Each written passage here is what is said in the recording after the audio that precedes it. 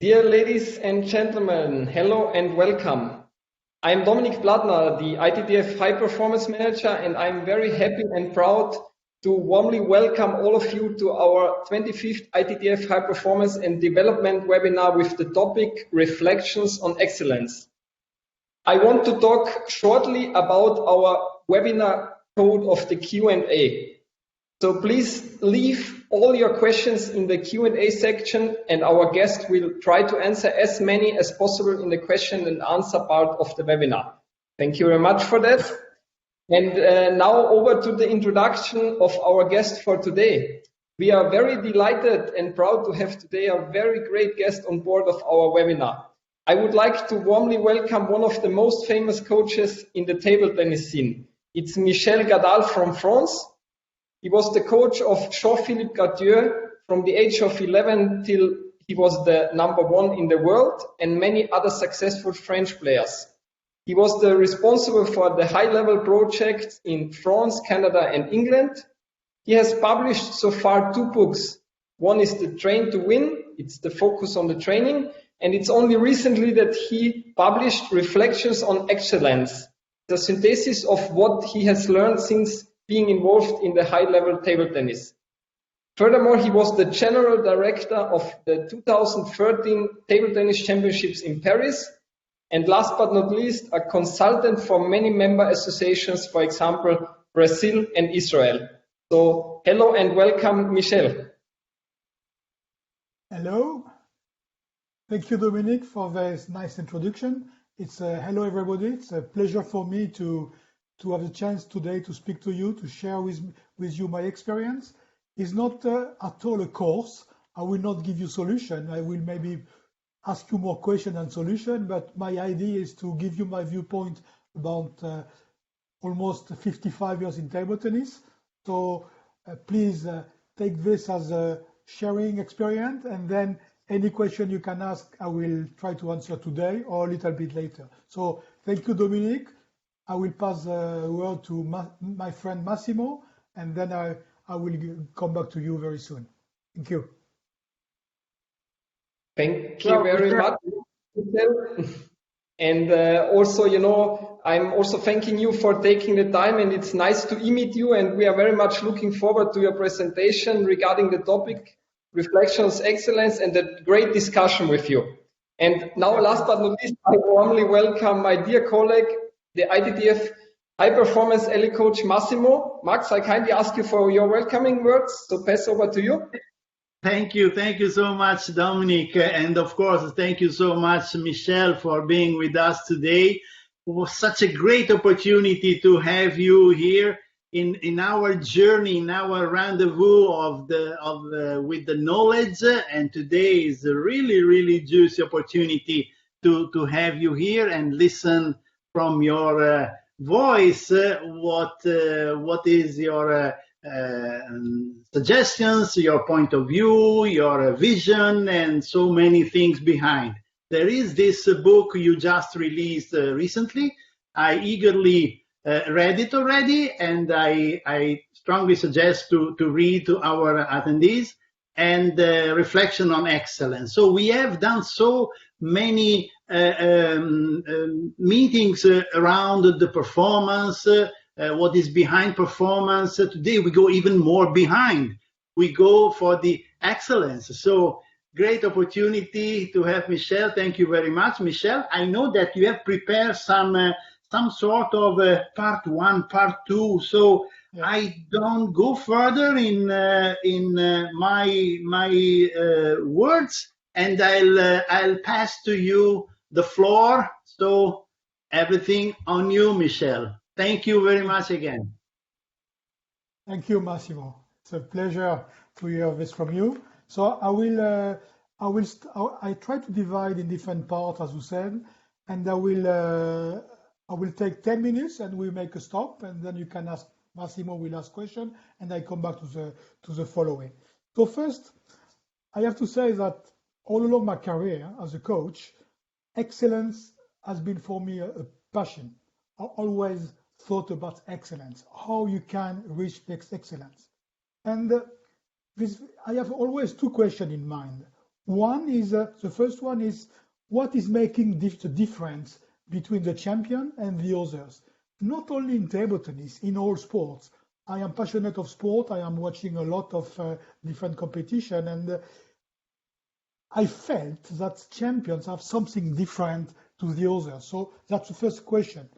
Second one is, do they have common qualities in their abilities for the sport? And if it's the case, should we take these qualities in account and put this quality in the heart of our teaching as much as possible? Asking the question is almost giving the answer. Maybe we are not taking care sufficiently about these qualities. But before we start to go to the details, I would like to make sure we speak about the same things. What is excellence? And I mean excellence in sport. What is excellence in sport is, first, is easy to say in terms of results. It is winning in the most important competition. Most important competition, Olympic Games, World Championship, World Cup. You know as me what they are. And second question is in terms of concept. When talking about excellence, usually, or high level, usually one expression is coming to us very often. It is very complicated, coach, players say. I prefer to use the word it is complex. What is the difference between complex and complicated? Complex refers to a global approach. Complicates refer to the addition of many elements. And if we agree on a definition and then a difference between these two words, it's very important because it will give different direction to our work. Most of the time, 99% of the time, when it's complicated, our education is leading to a learning style that we try to divide all the elements and to make a progression, to learn one by one, and you hoping that when we have learned these elements, all of them, when we know all of them, this will lead players to master the game. Unfortunately, it's not always the same. You have a witness like me that you see players with very good techniques, and as soon it's time to count the points, they cannot win. So they are good technician, but not good player. So I will call it a traditional approach of the sport of table tennis. When it's complicated, we split in smaller pieces to try to put together. Complex system is a little bit different. When you will understand very easy. When you see top players, one thing is coming to your mind. You feel they understand the game. They can anticipate what the next form will be. Most of the time, people said they have a good intuition, but I think it's going a little bit further than that. They can see, they can understand the links between, obviously, the strokes, between the attitude of opponent and the different strategy are put in place. So, if you agree that is a difference, if you choose one, you will see that it makes a lot of different things when you are working on table tennis. But this is not only true in table tennis. I will take a short example. If you speak about medicine, a lot of doctors, they try to just work on one element when you are sick. But most of the time, elements are linked one together. And it's not only when you treat one that you will solve the problem. So the global approach will give you a much better view of what is important. We could also resume this as another question. Is the game more important than technique, or technique more important than the game? Or can we teach the game at the same time as technique? That's a question we have to answer ourselves before setting a strategy. Obviously, in both cases, technique must be mastered. But for me, it is not sufficient to become a champion. Technique is a tool for the game. To be an excellent, to reach excellence, you must understand the game and have a good technique to be more effective. Even more simple, we say we play table tennis. Table tennis is a game. Therefore, playing, trying to trick my opponent, for example, creating surprises, situation, surprising situation, to be a permanent in our player's mind. Playing is not reproducing technique. That's something we have to keep in mind. So I'd always try to explain to players, and we'll see a little bit later how we can use it, how technique is a tool and not a final goal. To go a little bit further, I try to give you my view about what are the fundamentals of excellence. The first one, and this you will see in every sport, the first one is efficiency. The second one is sustainability. The third one is agility. So behind this word, what does it mean? Efficiency is minimum effort for the best possible results. If you watch Federer playing tennis, you will see it's easy. If you watch the top golf players, you will say it's easy. When you try, you see it's a little bit more complicated, more difficult. So minimum effort for the best possible results. That's efficiency. And of course, if you agree with me that it's very important to be excellent and to win, has an implication for about training. It means if you are too tense, you will not be able to be effective. If you use too much energy to play a stroke, you will not be able to have the better result. Table tennis ball is very light, so you don't need a lot of power to become efficient. The second point is sustainability. It means it's achieving results on a long period. It's not only winning once, it's winning on a long period. For sure, implication for the coach is very important. We need to have a strategy, we need to take time to practice, time to compete, time to rest. As today, for example, I think it's one of the key problems for players. I would say they play too many competitions. They don't take time to prepare, and competing is becoming their training, which is not the best solution to become a top player. The third one is agility. Agility means adaptation. Adaptation is important, is one of the key quality for table tennis player. Is a big difference between top player and the others. Average player can make the same mistake during one match, at least one set.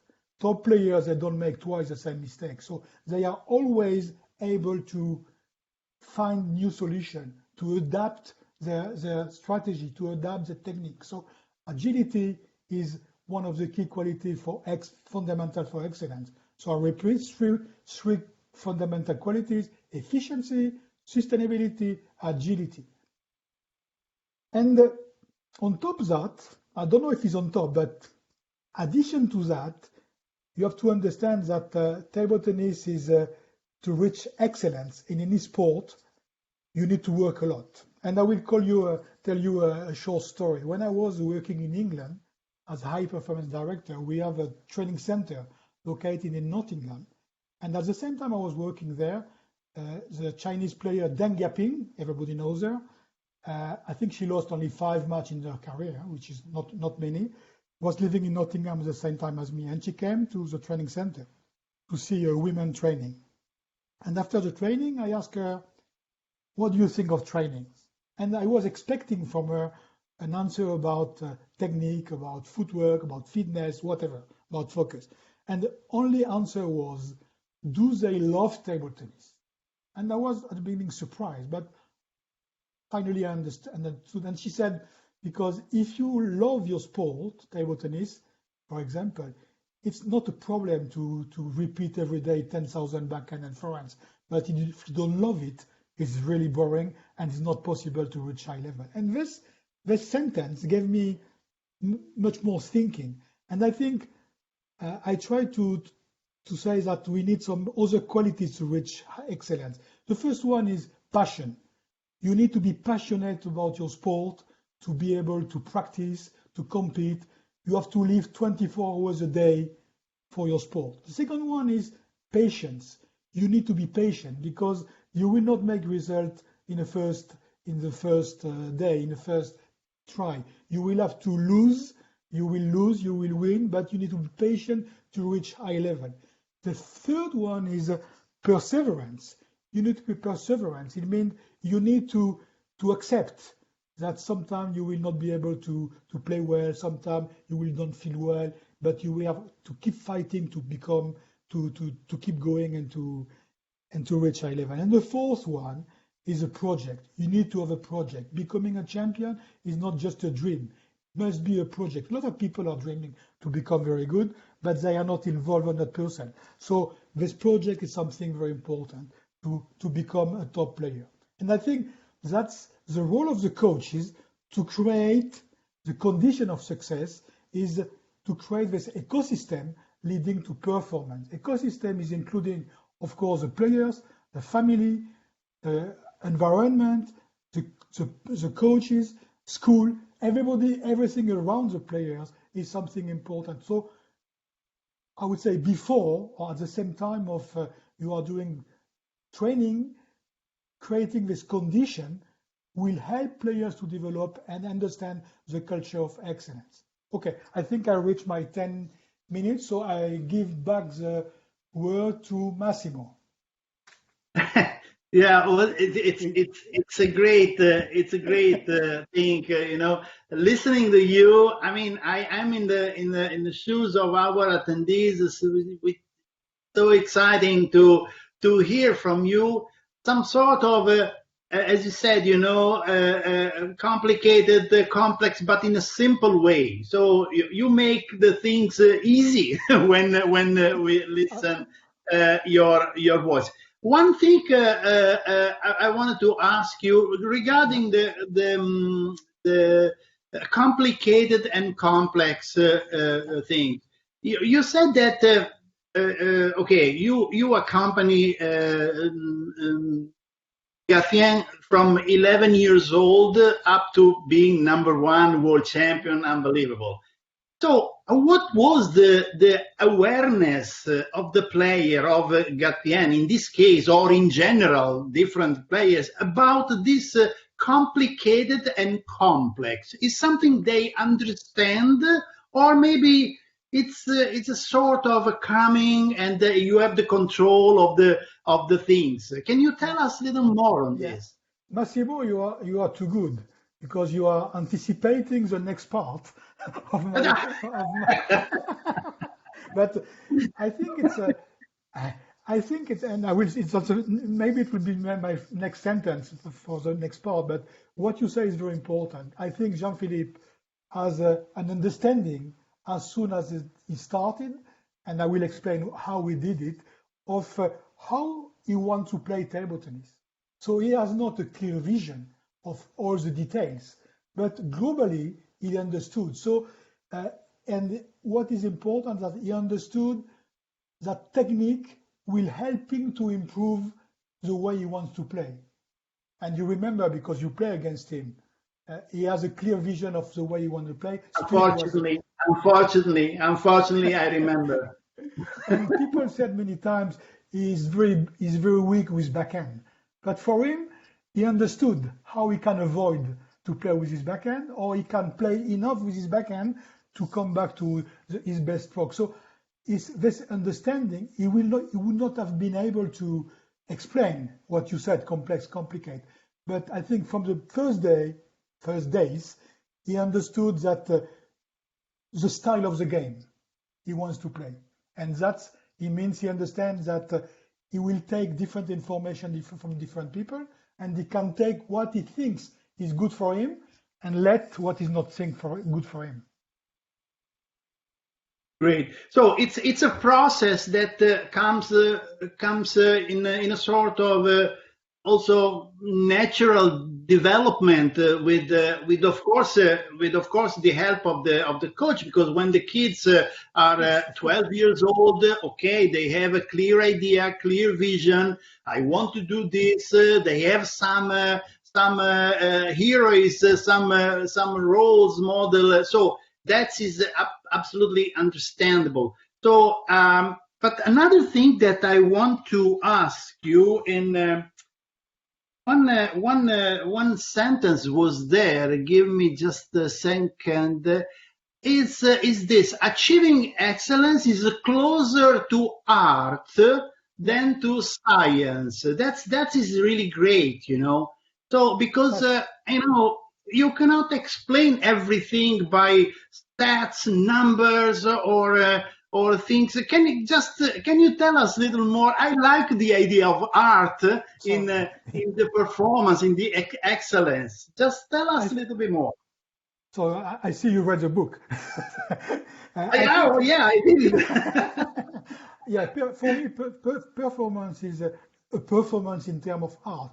You are always creating something. And you remember, as me, when you play against Valdi, and I coach against Valmer, and you can feel that he's always creating something. He's never proposing you the same thing. So I think excellence in sport is really close to performing in the arts, and you have to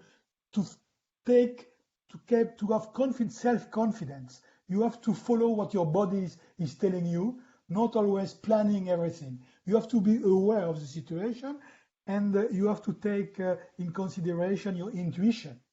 So we don't have time today because we have only 1 hour, but at the end of the book I speak about intuition. And I said that many times coaches don't like to trust intuition of players, because this player with intuition, they are a little bit of pain for a very well organized practice. But the one who are winning, they are the one who are creating things, not the one who are copying. So arts is creating, and the top level is creating. And you know, as me, when you look all of our audience, when you watch the top player, they have always surprising strokes, and they have more surprising stroke when the game is very tight. When it's 10-all, 11-all, they will create something. The other ones, they will try to stay on what they have learned the past weeks, the past months. That's the difference between top and the others. Great, absolutely great. Yes, it's like every time a new journey that you don't know the way you have to go, exactly. So you have to be creative and be ready also to some, some sort of inconvenience, let's say like that. So I let you go for the second part. Will be again interesting, definitely. Okay. So I leave the floor to you. Please go ahead. Thank you, Massimo. Okay, keep going. So second point I want to discuss with, I just put my watch, is about the links between the different important elements that are the key of success. The coach are to make sure that all these elements are linked one to the other. They are not separate, as we said before. So the first one is, Massimo spoke about it in his question, the vision of the game. I think it's something very important. If you wanna succeed, you need to know the way you want to play when you become an adult. I would say you need to understand very quickly, to choose what will be your style of play. It doesn't mean you will know exactly what will be the style of play, but you understand you have chosen the direction. And I will come back to the example of Jean-Philippe. Jean-Philippe asked me one day a question. He was maybe 11 years old. Is it possible to be Chinese? And as a coach, I said, okay, that's a strange question. And finally understand it was maybe the most clever question he asked me at the beginning. He said, and I said, I don't know actually, but I said maybe at the time they was only playing with pen holder. I said maybe if we play as fast as them, and we play with both sides, and very fast, we have a chance to beat them. And this idea, what came to my mind, became his idea. He said, okay, I want to play very fast to take time from the opponent. So he was 11. So from 11, he knew what type of table tennis he wants to play. He didn't know how he will play, but he wants to play with speed, take time to opponent. And it's something very strange. When he played in the last 16 at the Olympic Games in Barcelona, he played against Yo Nam-kyu, who was a champion from Seoul 88, and the match was very tight. It was 2019 for him in the fifth game. At the time, we played in 21 points. and he won the next one in the match. And if you see a video of his point, it's exactly the same type of play he was playing when he was 11, 12. It means when it became very, very important, he came back to the style of play he has decided to work on when he was 11. And I don't know as well Timo Boll than Jean-Philippe, but I watch videos of Timo Boll when he was very young, and you can see he's already the same player. Only difference is a little bit less speed, more power, less spin, less precision. Everything was a little bit less, but the style was there from the beginning. So I really think that I was lucky to say that to Jean-Philippe, but today, and I use it many times after, discussing with players, helping players to make the decision about their own style is something really important, because everything you will do, they will be about technique, for example, they will be able to understand where this is coming into the puzzle of the game. And that will give you will save time, they will understand how to use, and they will be always able to evaluate what they are doing. So the game at the base level is almost the same game that it was at the beginning. So that vision is something very important. As Massimo said, is a journey, but a journey that you have to start as soon as possible with the players. And top players, they are not only one coach. Jean-Philippe was coached a lot by me, but he has a lot of coaches. But when he was going to training camps in France or abroad, and was not there, he was able to understand if an advice given by other coach was fitting in his game or not. So he takes or he doesn't take, but he doesn't make any trouble in his mind because he knows how he wants to play. He's not just trusting me. The second thing is, the second elements you have to link is strategy. Strategy is a position on a long term. It's very important because it will help players and coach to face the strong expectation of the closed environment. I spoke about environment a bit before. The world of sport and professional sport and competitive sport, more than professional, I would say, is mainly focused on short-term results. And we have the tendency to amplificate, to make bigger wins and loss. If you don't have a strategy, overall strategy in the long term, you can, as soon as you lose something, you can change the way of practicing. Or if you win, you can forget what is important. So this ultra-reactivity to all results is something you have to fight against. So strategy will maintain you in the same direction and will help you to evaluate the period necessary to adjust to work. If you don't have established a strategy with clear objective over a season or a little bit further, it will be very difficult to evaluate and to make the link with the evolution, what you will do and how you will do. So you need to set goals who are realistic, and that you can be realistic but enough challenging. And this should be accept that these goals are on the heart of your life. You have to accept uncertainty because it will give you strategy will give you the possibility to come back to what is the most important. Then you have a third element is tactic. We speak a lot about tactic. Tactic is about short term.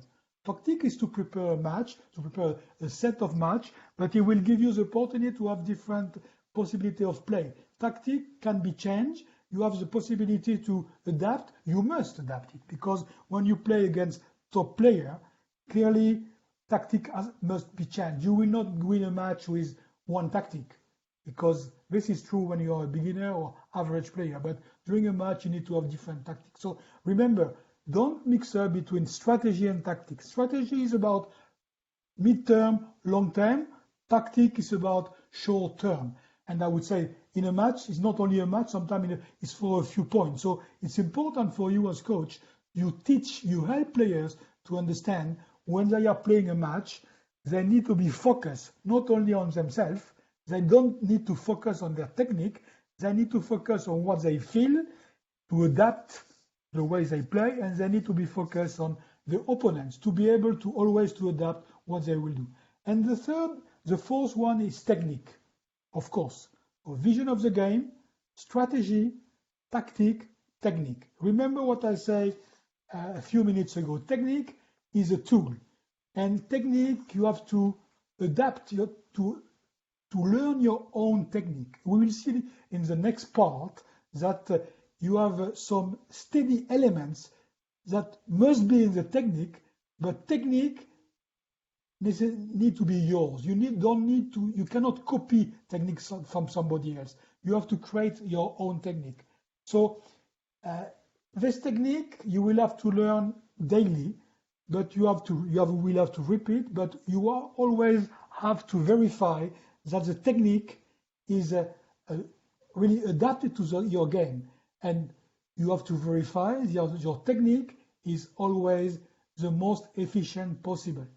So efficiency, once again, is a fantastic quality you have to learn from the beginning. I think we will come back a little bit on this, and because I think it's a big difference between a European player, for example, and Chinese players. When I was coach of the French Association, not coach, technical director, we organized a program for talent idea. And one of the things that shocked me at the beginning was how much French players, young players, 9, 10, 11, were tight, so tense.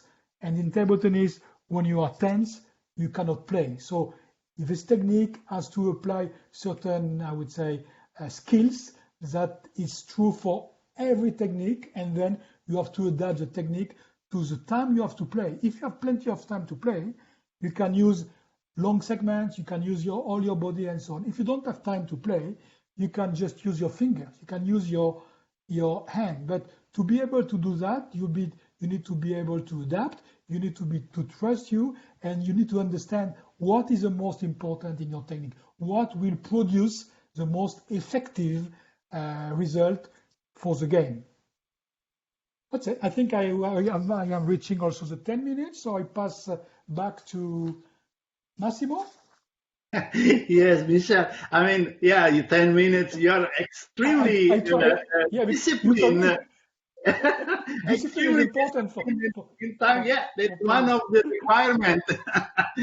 No, well, couple of things. I mean, the 4 areas actually generated 4 questions. But before doing so, I want to remind our attendees that it's such a great opportunity to have Michel. So please feel free to place your questions in the Q&A, because it's a golden opportunity to have some great answer from Michel Gadal.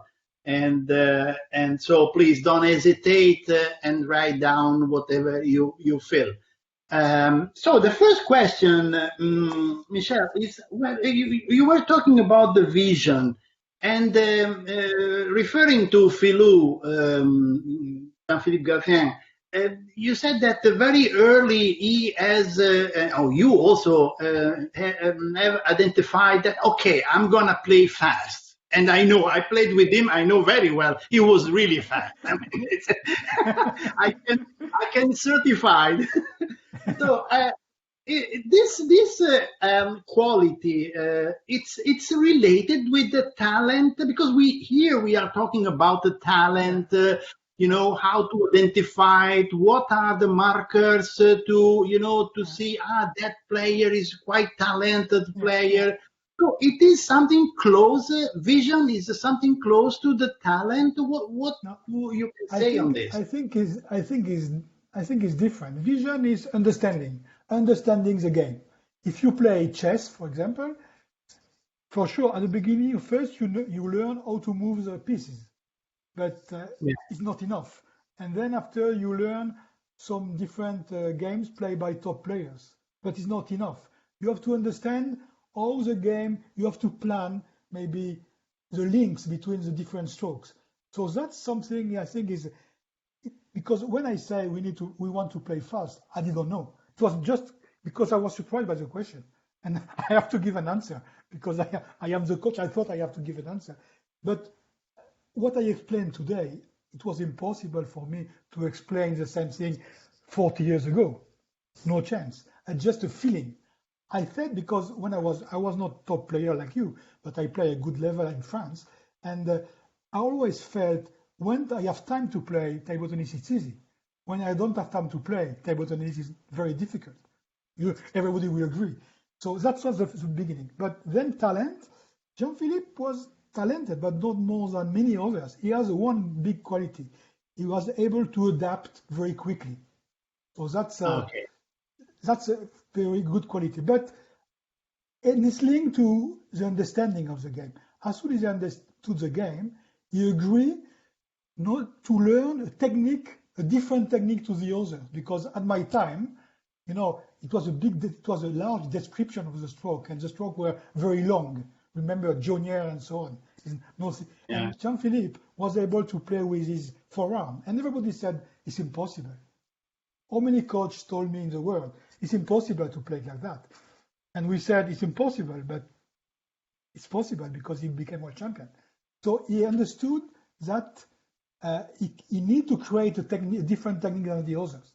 And as he understood the game, when another coach tell him that's not a good technique, he said, okay, thank you very much for your advice, but he doesn't care. He was always very polite. He never said I don't care. So I think the combination is very important. Understanding and adapting and accepting to go a little bit further than the regular borders. And then you said at the beginning, you said the journey is a journey together. We learn and we walk and we learn. He learn, I learn. I learn more than him, he learned more than me. So most of people said, oh, you made Jean-Philippe. It's not true. He made me as I made him. Great. So as I told you, I have more questions because one thing attracts another thing. So, and the people listening maybe can appreciate how all the things are really connected.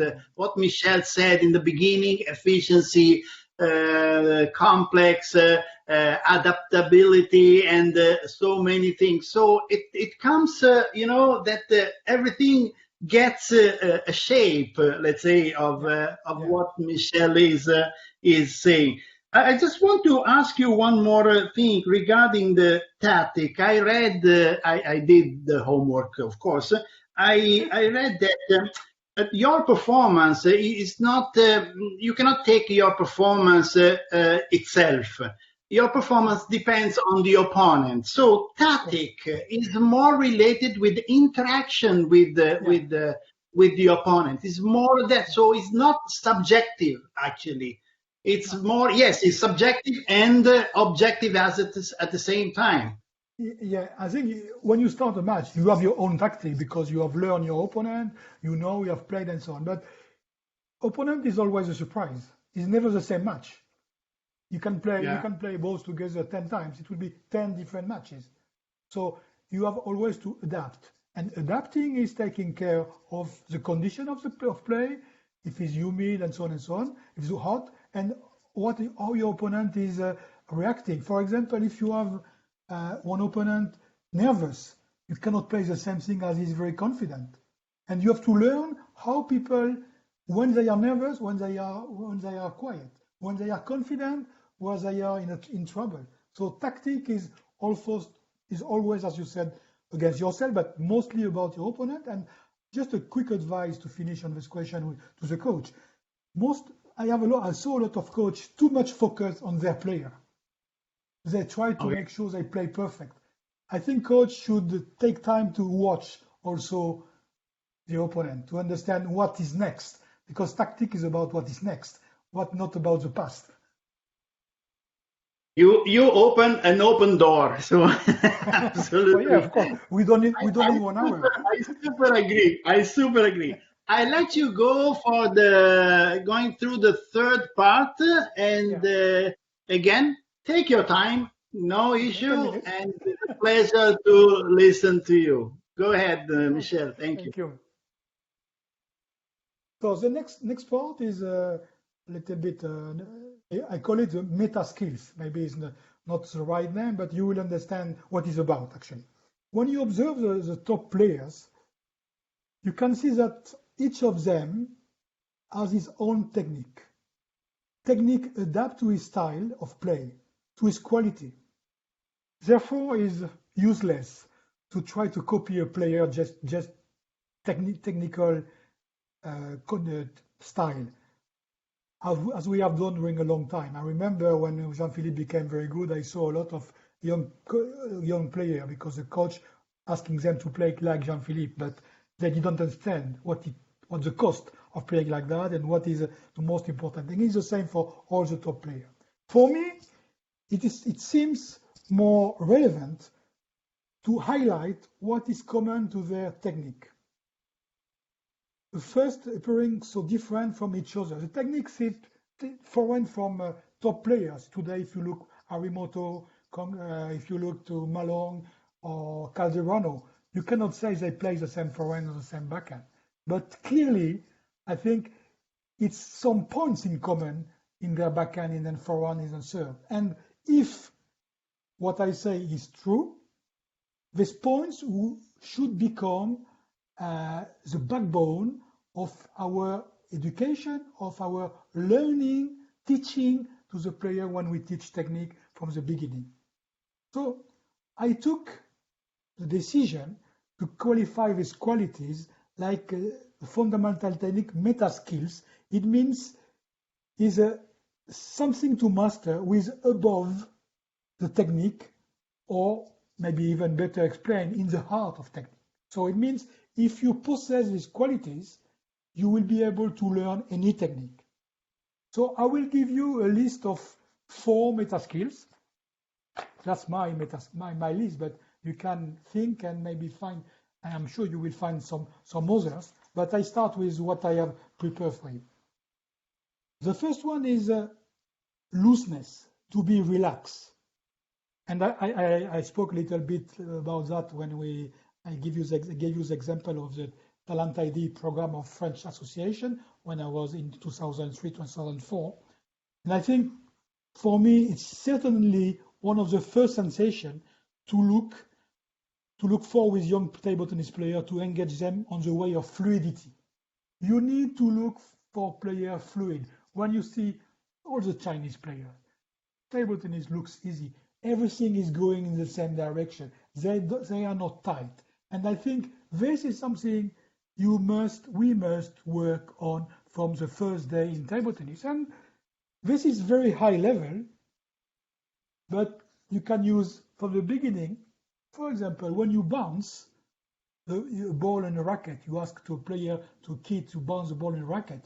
You can check if he's taking the racket very hardly, the grip is very hard, is very loose, how much energy he needs to do that. So from the first day, I would say you can help young players to become relaxed, to understand that they can use the fingers, they can use the hand, they can use the forearm, and you will give them the best start possible for learning table tennis skills.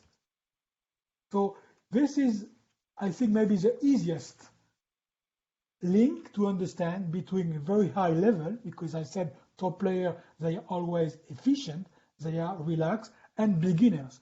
So any stroke, a lot of people ask me which stroke we should start with. I said any stroke, but any stroke you are starting with is, you have to check this. Is the player relaxed or is it tight? I think if you feel he's relaxed, it's okay, you can go a little bit further.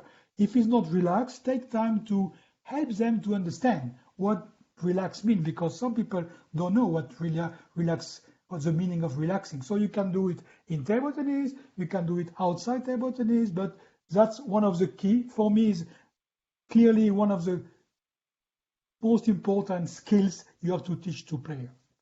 The second one is what I call the rhythm. In all racket sport, even in golf, the strokes are always going from slow to fast. Slow to fast. If you play golf, you understand me very clearly. I try to play golf, I'm not very good. I always go too fast. If you are too fast, you lack of precision as a contact, and you have the tendency to slow down when you hit the ball. It's the same in table tennis. If you see beginners or average player, you will see that most of them, they start very fast the stroke, and as they play very fast and they try to put power, they feel pressure not to hit properly the ball, and they slow down at the time of contact, which is just opposite of what they have to do. So this rhythm, using the right rhythm, and I will make it simple, saying is most of the time slow to fast, is the second meta skill I think we should put in our teaching strategy with the players. Make sure that they understand that table tennis is a sport of precision, and faster you will go when you are a beginner, more difficult it will be to be very effective in terms of precision. And now when I mean precision, it's about precision of the location of the ball on the tables, but precision also on the touch. How you're going to touch the ball to make less or more spin or no spin. That's very important. Some players can... I know one player who is going against my theory. He's a Greek player, Jonis. I guess most of you know him. He's a defense player, but when he's attacking, he has unbelievable long strokes, and he's fast from the beginning to the end. That's an exception, and accept it, no problem. But it's not the case of most of the players. And this is linked to the third quality I put in my list, is what I said, the skill zone. Each of us must know where we can apply we can apply the best skills in our technique. Some people can have a long stroke and still be very skilled when they contact the ball. Some people, they need just a few centimeters. So this is no rule on this, but you have to help players to define where they will play regarding their body, in which distance they will play when they contact the ball, to make sure that when they produce the acceleration, they will be sure to contact the ball on a proper way. So that's a very long process. But once you have understood that this skill zone is a key of efficiency, is a key of effectiveness, player will be able to adapt, because he will need to adapt, because he will be bigger, he will have more power, he will have more speed. So the skill zone will change, but player need to know where he is confident to play the ball, to play the ball and to realize the best stroke. The fourth one is the use of the hand. When I was table tennis is a game of precision and finesse. So having a good hand is essential in our sport. It's essential to adjust the touch of the ball. For beginners and occasional players and average players, using the hand is not something natural. So our goal will be to create an environment that makes easier to use it, and to make obvious that using the hand is the most effective technique you have to use. So I think as soon as you ask young players to find power, they will not use the hand. So I think when you play with young players, all the games, all the strokes without too much power or against fast ball could be interesting, because you don't need to produce power. And then you should work, for example, on a short game, on changing direction, on looking for precision. I think understanding that fingers are key of precision is one tool you have to put right from the beginning of the player. You will give them the good baggage, the good condition to be able to learn anything. I think if you are mastering these 4 points, these 4 meta skills, any technique you will be able to learn, because you will be able to adapt. But I see in France, I saw too many players, they have no hand. And in table tennis, if you have no hand, you cannot play. So just try to integrate this as soon as you can with your young player you are teaching. And not only young player, I would say all the players practicing, as soon as they have a better hand, they will enjoy. And if they will enjoy, they will want to play more, they want to practice more, and they improve more. And I have reached my 10 minutes quota and give back the word to Massimo. Yeah, I agree. I am fighting.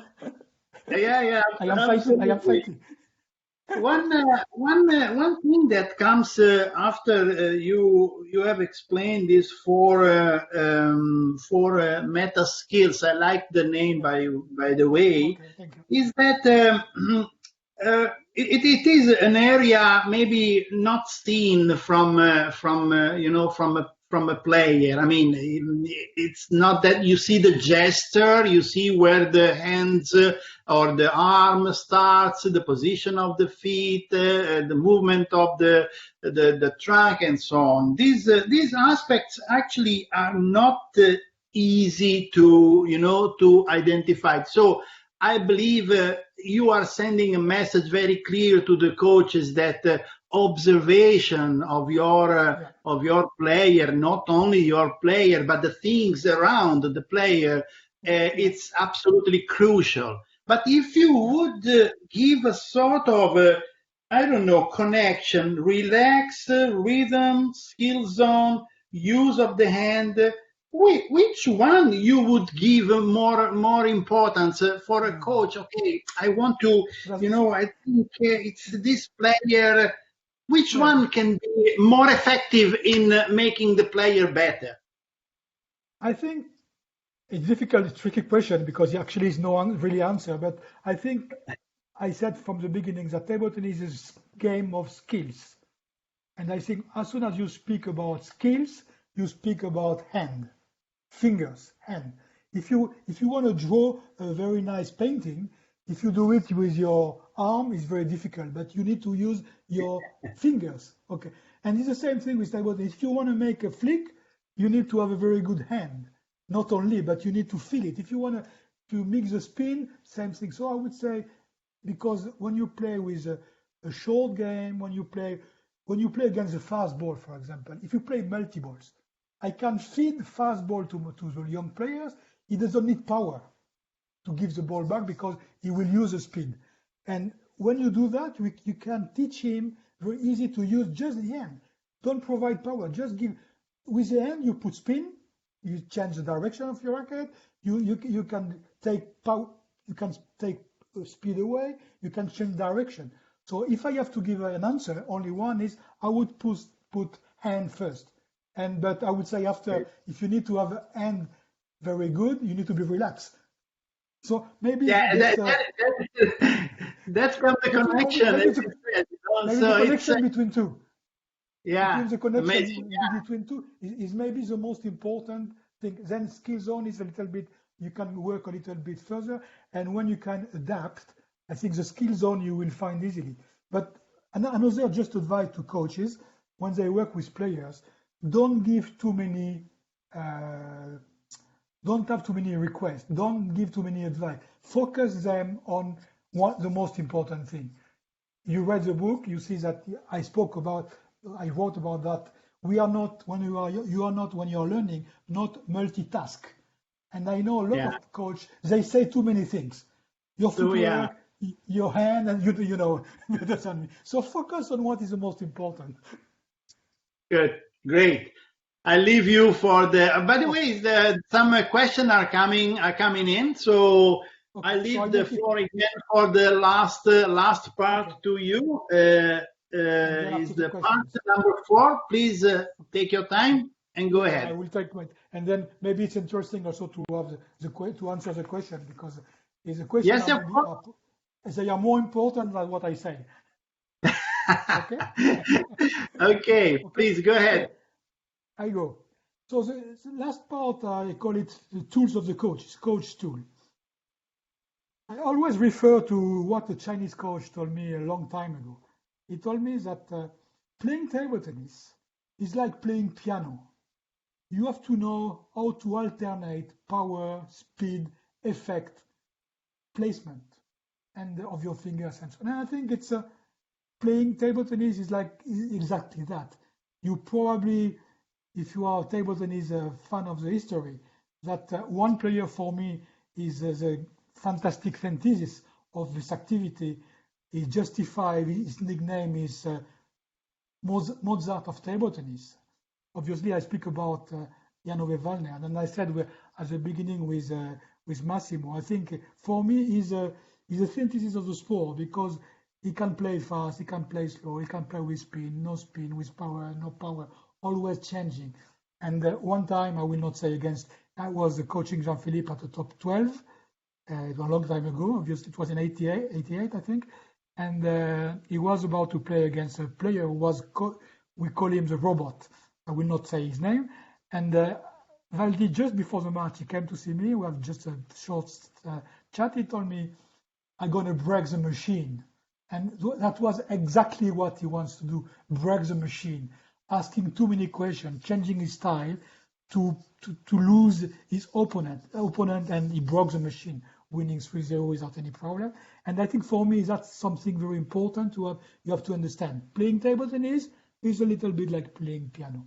So I think in your tools, you have different elements, 4 or 5 elements you have to take in consideration, and you have to play with these elements in all the exercise you are using. You know, it's no secret in exercise. We all do the same exercise. I always remember when I was coaching top players, lot of coach wants to see which exercise I was doing, but I was doing the same as them. Only difference maybe is inside the exercise, I was able to use what I call the parameters of the ball, of the table tennis, to make it less or more difficult. Because if you make an exercise too easy, it's not improving. If you make an exercise too difficult, it's not good for improvement. So you have to find for each player the right level of difficulties to make the exercise profitable, to help them to improve.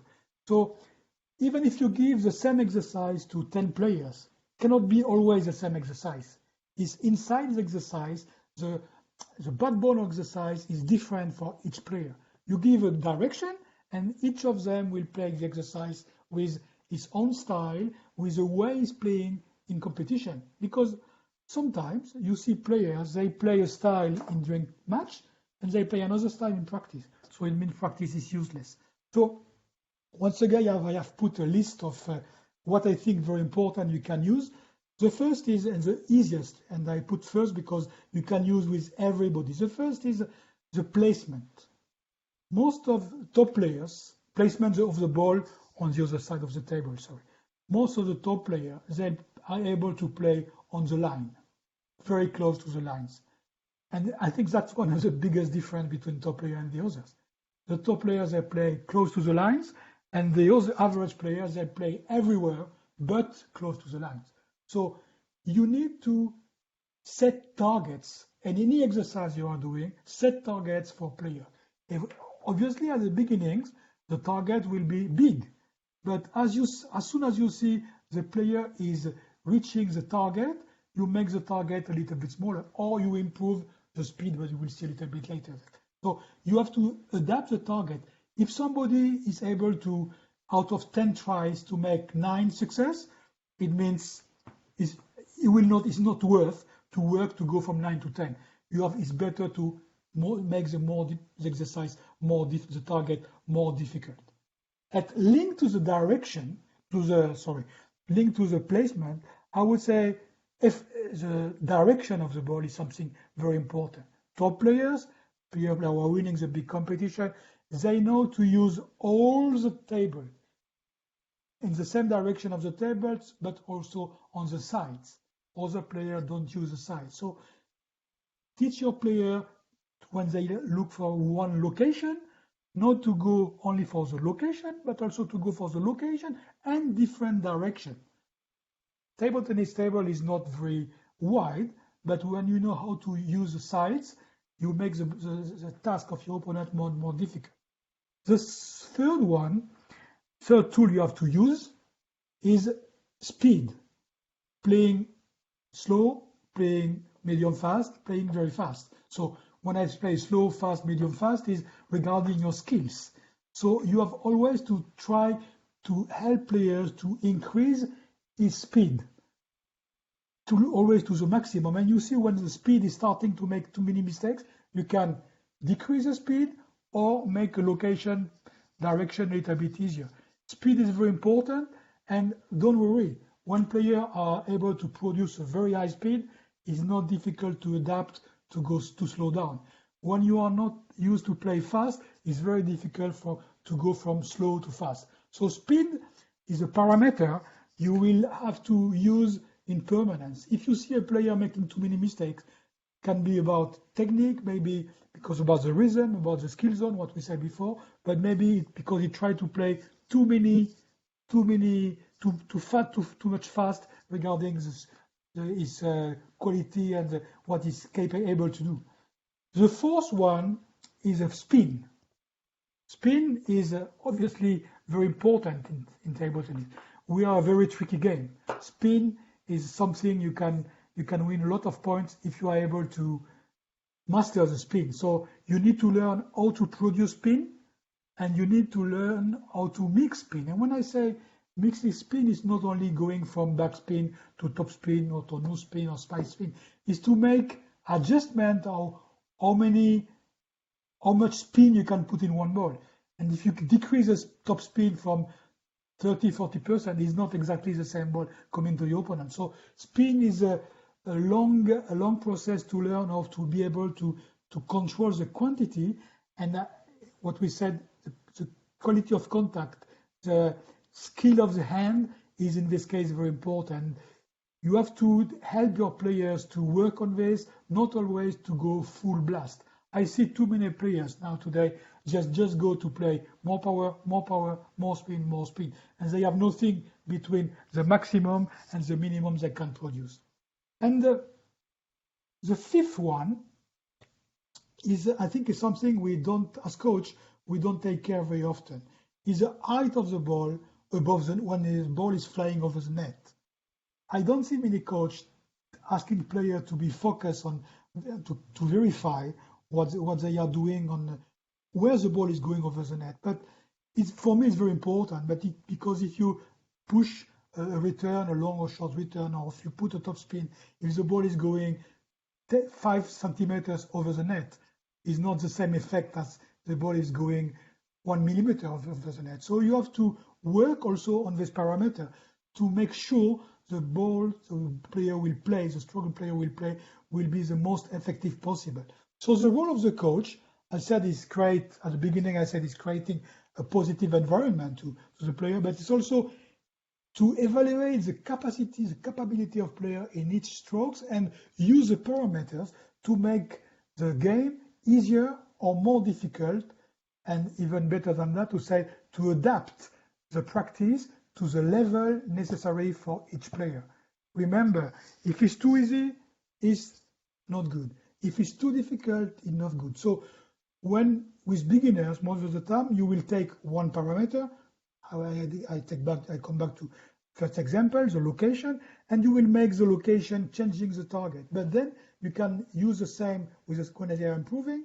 You can say, okay, we keep the same target, but we play faster. And then we keep the same target, but we play faster and we put spin, and so on and so on. So you go from simplifying the task of the player to the more difficult task, which is when every parameters are variable, when you mix them, and this is a game. So you have always to go back and forth for simple to global, global to element. That's the way you help players to improve, because otherwise they will not be able to control what they are doing. I have not much time to come to finish, but I think one point I would like to say, because I have many questions of players. Sometimes they phone me, I am not doing well and so on. A lot of young players, a lot of the average players don't know when they want to play the ball. So you have to help players to decide when they play the ball on the fly. Off the bounce, top of the bounce, after the top of the bounce, but they need to have a target, because it's like the same as we said at the beginning. If you don't have the target, it's very difficult to organize yourself, And you see many players, they don't decide when they play.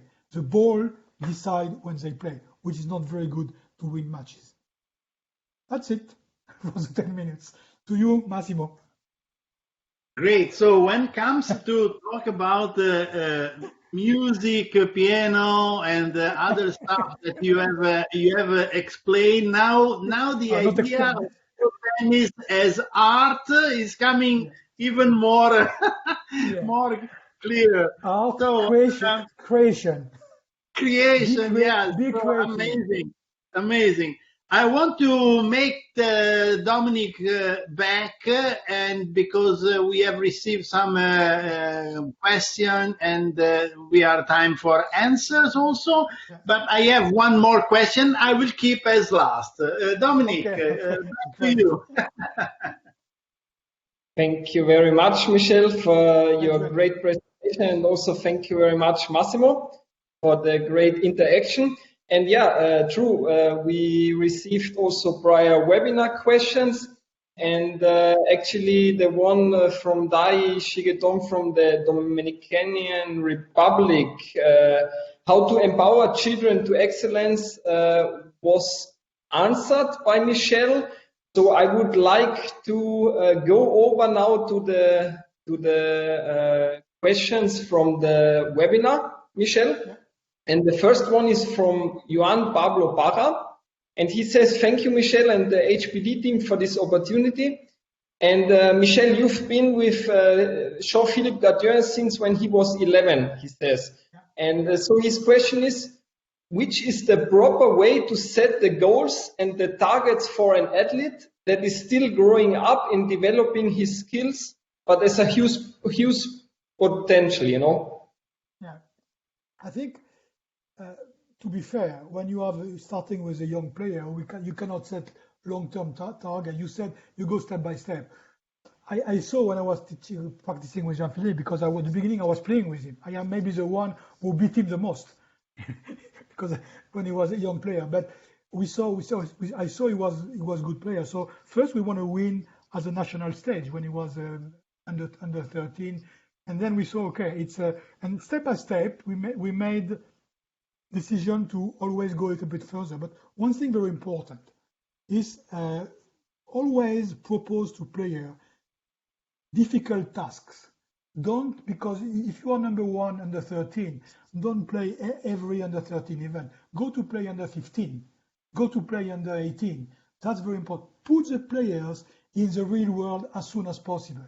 And Jean-Philippe, because top players, athletes with a lot of qualities, they adapt very fast, and then they find opportunity. I give you just, if I have time, just an example for Jean-Philippe. He made a big jump in his career when he was 17. He was in Paris, in INSEP, practicing with us, and it was Eurasia in Paris. It was a top Asian player and top European players, and Jean-Philippe was not part. And a few hours before the match, Appelgren got injured, he cannot play. ITTF asked us, do you have a player? I said, we're gonna send Jean-Philippe. So he was nobody. And he came to the hall in front of 5,000 spectators, and he beat Tanguy, number 6 in the world. And this, on one match, he made maybe 1 year of practice. And the following week, we select him for playing in Germany in the European Cup, or I don't remember the name, Team Cup, national team, and he won 2 matches. He beat Vozik and another one. So in 2 weeks of competition, in 2 competitions, he improved by 100%. So what I mean is, when you have a talented player, propose him difficult challenges. And if you see the challenge is too difficult, go down. But don't be shy. And this is what the Chinese are doing. When you go to the Chinese training center, I was in Luneng, for example, you can see the top 13 players, male and female, they in the same group are 18. So it means every day, every practice is a competition for them, which is not the case in most of the training center in Europe. Thank you very much, Michel. And I do have a second question. It's from Alain Coupé. And he asked, a lot of questions, but I will give you just one of him. So Michel, how to train the decision making, in your opinion? Okay. So you need to phone me because I know Alan, so he's a friend. Yeah, decision making is understanding the situation. What I said at the beginning, if you don't understand the game, if you have not this vision, understanding the opponent, understanding if he's nervous, not nervous, and so on, you will not be able to make the right decision. That's one way. Second way is the way of Jean-Philippe was playing. We found out that when you play a fast ball to an opponent, if you play cross, 80% of the ball are coming in the same direction. So if you find the right speed, you can anticipate where the region of the ball will go. So you can make a decision about the future. But I think Alan knows this because this was a publication. We made in INSEP about that. So that you have two different styles. But for me, if I have one answer to give is make sure that player understands the game, make sure they trust themselves, they follow what the body tells them. Intuition, you cannot always explain. But if you trust yourself, just do it. I coach a fantastic player beside Gatien. At the end of his career, it was Jacques Secrétin, that's the oldest one. Jacques Secrétin was one of the best tacticians in the world. But if you ask him to explain how he plays, he cannot. But he knows how to play. So it means he has the game inside himself. And this is the process. It's not one answer, but understanding, feeling, trusting yourself is part of the right answers. Thank you very much, Michel. And now I pass for the very last question of Massimo, because the time is flying. Yeah, I'm sorry. I try to make it short, but I can't. No, it's a great pleasure. Trust me. No, I have one just last question, and then we can wrap up. Today, Michel, you have given really numbers because the 3 fundamentals of excellence, the 4 pillars, the 4 areas, the 5 parameters, 3 criteria. So you have given 31 items, to go for the excellence. Can you just add one more? What would you suggest to our friends on the other side of the screen? Behind the 31. Enjoy. So one thing I just don't like when I go to the table tennis hall, I see is too serious. Nobody smiling, just enjoy playing. Enjoying doesn't mean you're not serious. Okay, you are Italian, you know what I mean. Huh? You need to make training alive. It's not just one more lesson. You don't go from school learning mathematics to learning table tennis. Table tennis is your sport, is what you love, and our role of coach is to make our player to love the sport. And then absolutely. It's not a guarantee to become world champion. It's a guarantee to improve. So great. Back to you, Dominic, for wrapping up stuff, please. Thank you, Massimo. Thank you very much, Massimo and Michel. And very short summary from my side. Michel emphasizes that champions are something special. They are different than others in a positive way. He mentioned that in general table tennis is very complex, and you need to have a total approach to get a good overview of it. And 3 things that are very important to become an excellent peak level player are, in his opinion, the efficiency, which means the minimum effort for best possible results, the sustainability, so achieving results over a long period, and last but not least, the agility, the adaptation, which is one of the key qualities of the table tennis player. And additionally to that, you have to understand that if you would like to reach the excellence, as he mentioned, then you have to be a hard worker and love the sport table tennis. You have to be passionate, you need patience, perseverance to accept also setbacks. And of course, you need a project. So setting realistic goals is from utmost importance. Last but not least, training has to be perfectly planned, but top players do have a good intuition. on which the coach also has to rely on, although sometimes for sure not being easy. And Michel set up his 4 meta skills. The first one, looseness. The athlete has to be relaxed. The second, rhythm. If you are too fast, you will lack in precision. The third one, the skill zone. As he mentioned, there are no rules, so it's a question of the definition. And the fourth one, the use of the hand. The feeling is essential in table tennis, as he mentioned. And in his opinion, you should have a lot of fun while playing, so loving is not forbidden. And now, from my side, and also from the, all the entire HPT team, I want to thank you, Michel, very much for sharing your knowledge, your experience, thoughts, the vast expertise, and for giving us so many interesting insights into the content of your book, Reflections on Excellence. So thank you very much, Michel.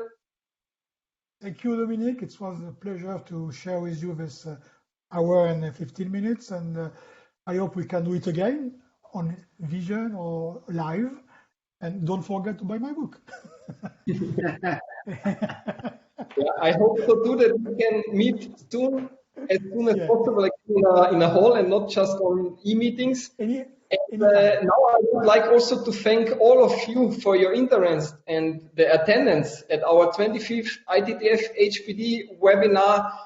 And I'm looking forward to our next webinar with the topic new anti-doping code, which will be held on next Thursday, the 29th of October at 3 p.m. Central European Time. And it's a really great pleasure for us to announce that we will have 2 great panelists. The first one will be Olia Basolo from Italy, and the second one will be Raul Kalin, our ITTF Secretary General. So stay tuned. That's all from my side for today. Stay safe and fit, and pass over to you, Max, and I kindly ask you for your closing words. Yes, thank you. Thank you, Michel, again. It was a great interaction with you. I'm sure all the attendees loved it and made them richer in their knowledge after this great interaction. So, as Dominic said, we have this coming week another great webinar. Super important when we talk about anti-doping is something really related to the health, something we all should know what's going on about this important aspect. So I close here again. Michel, thank you very much. Next time maybe we can try also to hear the other bell from Philou, maybe. Okay, he's very busy, but why not? I know. It was fantastic. Thank you very much. Thank you. Thank you. Bye. Stay safe and see you next week. Okay. Ciao. Bye. Take care. Thank you. Au revoir. Bye.